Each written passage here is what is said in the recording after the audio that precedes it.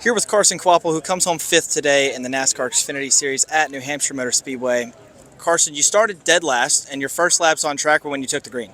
So how would you say your knowledge of this racetrack grew from lap 0 to lap 1 to lap 200, and how much you learned? Yeah, I learned a lot, honestly. I'd say the biggest thing is I just did a lot of things for the first time today, and I'd never been on rain tires, never been on a wet track before with a big car, and that seemed to be really good for us. We were able to really claw up to, I think it was about 20th in the first 20 or so laps, and we had a really good piece on the rain tires, and came in and pitted, and we were just kind of fighting a little too tight all race long, and just honestly over adjusted at the end of the race. We really got lucky. Andrew made a really good pit call there at the end of the race, and we were able to come out of the pits with fresh tires right in front of the leader, and everybody pitted, and we just assumed the lead. So we put ourselves in a really good spot towards the end of the race. Pride really didn't have the car under us the last few laps, but I think as overall rating of a day, I'd say we had a really good run and learned a bunch. Got to work with these guys for another week and got more experience for the next race I'm going to.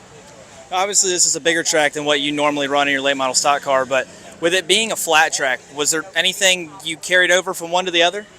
I mean, there's a lot of things running the cars through a schedule that you can carry over to a track like this. It just little quirks about it. I mean, you just kind of figure it out. Every track's a little different, right? But there's a lot of things that I've used from the cars tour to transfer over to here and help me throughout the race.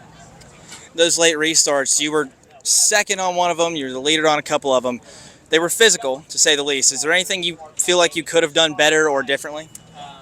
Honestly, I don't really know. I mean, I felt like I was kind of at the limit to what we had for a car for the day. I mean, obviously we weren't a bad car. I just felt like towards the middle of the race we were really pretty fast when we were leading the race there on old tires. I felt like we had a really good piece, and as we kind of ran, the car kind of came to us and kind of seemed to be to the point where I didn't really want to work on a whole lot, but we freed it up a little bit, just trying to get a little bit of turn towards the end of the race to make moves, and I just had to be really defensive driving it into the corner and stuff like that. Just didn't really have much grip when I got to the center, but overall it was a good day, and can't thank everybody on the clearance Chevrolet enough. Last question. Your next 2 races in this car, Indy and Michigan, 2 tracks you've never really driven anything like. So how much do you lean on time in the sim to prepare for those?